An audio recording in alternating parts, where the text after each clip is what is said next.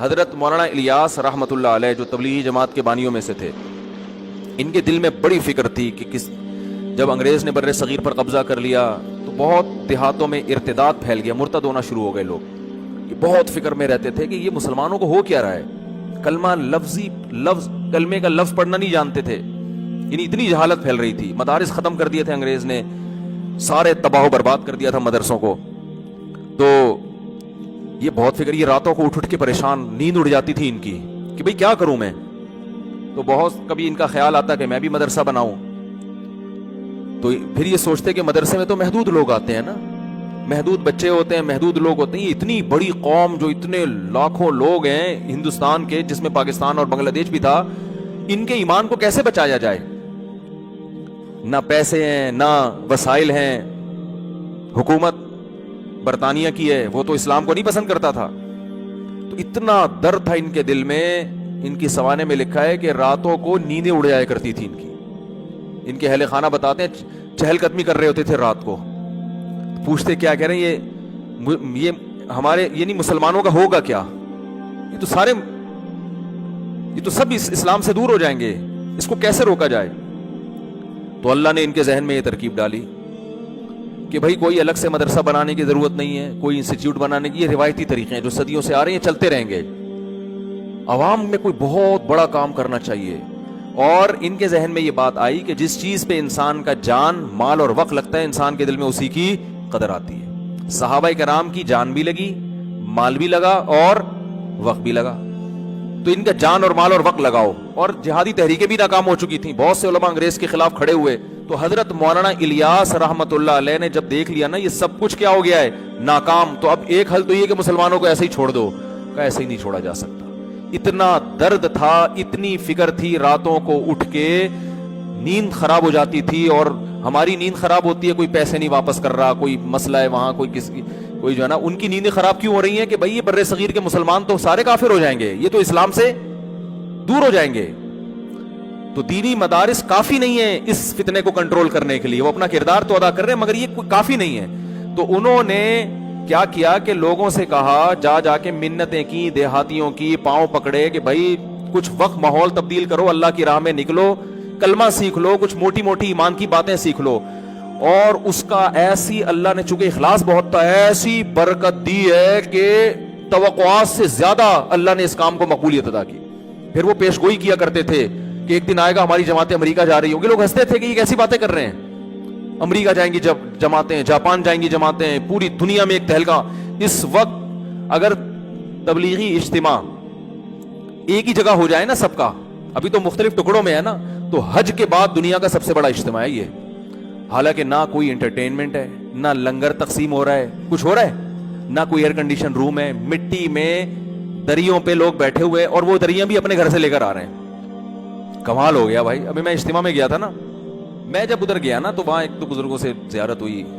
تو وہاں ہم جب بیٹھے نا کھانا کھانے کے لیے، میں اخلاص بتا رہا ہوں کہ حضرت مولانا الیاس رحمۃ اللہ کا جو سینے کا درد تھا نا وہ کیسے منتقل ہوا ہے. حالانکہ نہ کوئی اسباب تھے، نہ کوئی وسائل تھے، وہ لوگوں کے جا کے منتیں کرتے تھے، کچھ وقت لگاؤ، اپنی جان، اپنا مال، اپنا وقت خرچ کرو. اس کی برکتیں دیکھیں کیسے ارب پتی کروڑ پتی لوگ جماعت میں نکلے ہیں. سارے کام آٹومیٹک ہو رہے ہیں. ڈاکٹر بھی بیٹھے ہوئے ہیں، کوئی فیس نہیں، ٹھیک ہے نا. ہوٹل کھلے ہوئے ہیں، کوئی پروفٹ نہیں ہے، سب فی سبیل اللہ، ہر آدمی فی سبیل اللہ.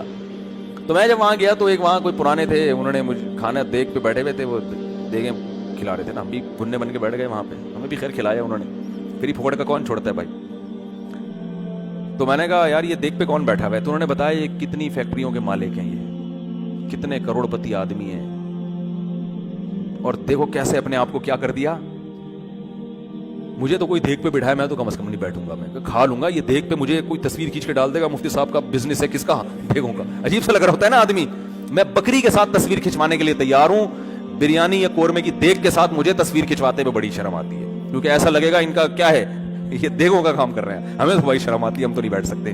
لیکن ان کا جگر ہے کہ نہیں ہے، اٹھ کے آ جاؤ. دیکھ پہ بیٹھتے ہوئے انسان کو شرم آتی ہے. میں نے دیکھا یار دیکھ پہ بیٹھ کے کیا کر رہے ہیں، اور ایک نہیں ہے، لاکھ ہزاروں لوگ تبلیغ میں جڑے ہوئے ہیں.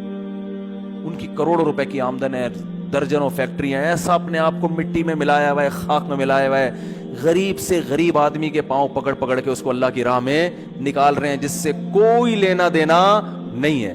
تو جب یہ میں اصل بتا رہا تھا کام جب شروع ہوا نا تبلیغ کا تو بہت پھیلنا شروع ہو گیا. حضرت مفتی محمد شفیع صاحب رحمۃ اللہ علیہ ایک دفعہ گئے حضرت مولانا الیاس رحمۃ اللہ علیہ کی عیادت کے لیے, بیمار ہو گئے تھے.